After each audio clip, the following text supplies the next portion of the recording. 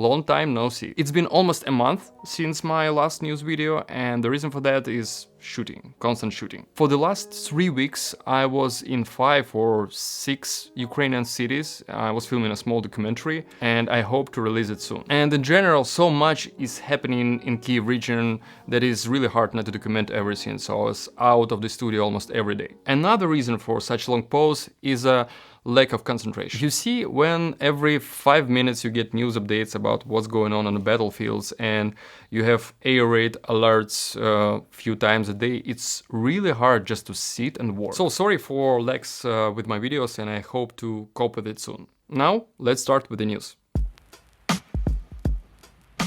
The atmosphere in the capital is much more relaxed than it was a couple weeks ago, yet it doesn't mean that it's completely safe here right now. We still have air raids almost every day. And 3 weeks ago we had missile strike on the city.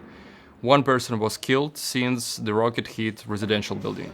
I want to show you the footage of that strike, and I believe it was previously unseen on the web. This footage was recorded by some of my friends.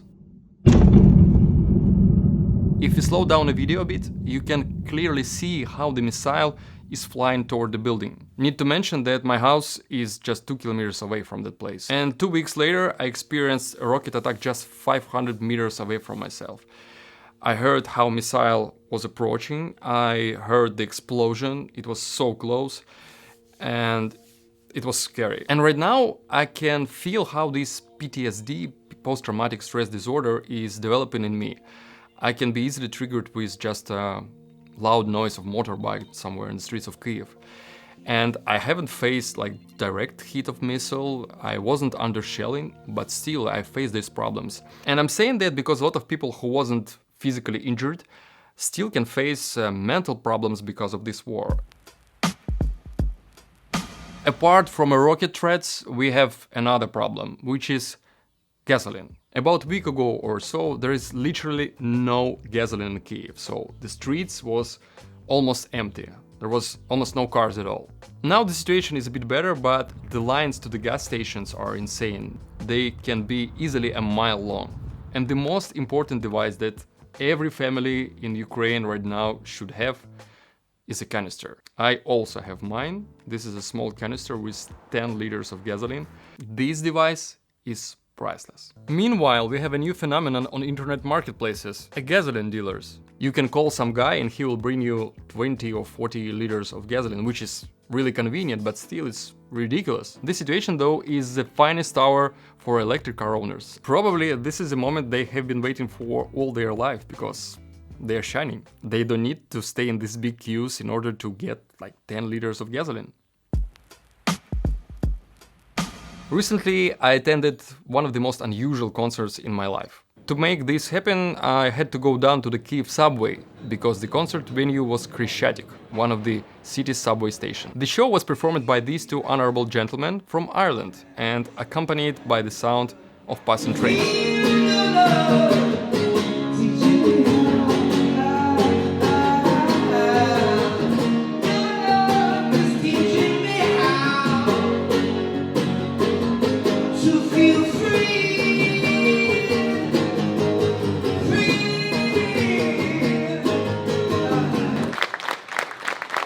In general, of course, that was not an ordinary concert. That was more like a sign of support. But those signs are hugely important for people in Ukraine in order to feel that we are not alone in this battle. So, you too, thank you for your support. By the way, I'm also waiting for one guy to appear here in Kyiv someday. Of course, we don't have surfing, but we have beautiful routes for boosted boards. And Chernobyl. Just saying. A couple of weeks ago I made a video about Ukrainian volunteers. The volunteer movement is a mighty force, and it's another strong suit of Ukraine. People are helping army, buying drones, bulletproof vests, cars, and so on. And I want to tell you about quite an interesting project made by Ukrainian volunteers.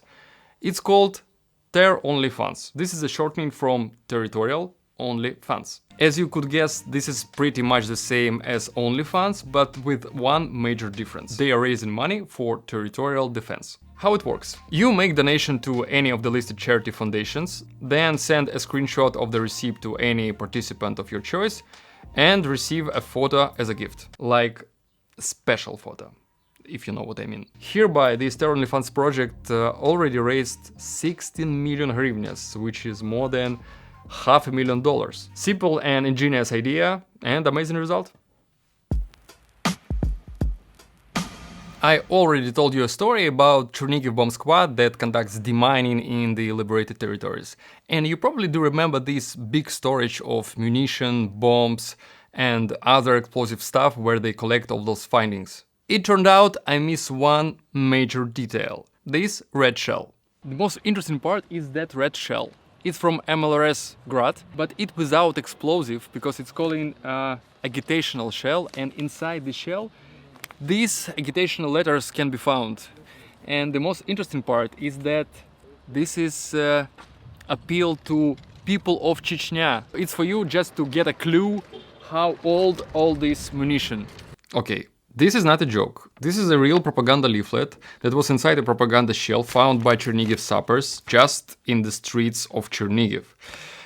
And this leaflet is approximately 22 years old, because it was used during the Second Chechen War. This leaflet contains some messages like people of Chechnya, army is not fighting with civilians, our goal is just to destroy bandits and terrorists, and so on and so on. So I will put the links with photos of two different leaflets and you will be able to read it by your own. It's gonna be with translation. And when you read it, you understand that this propaganda shell that is 22 years old, the narrative inside it, it's not much different from current Russian narrative and current Russian propaganda.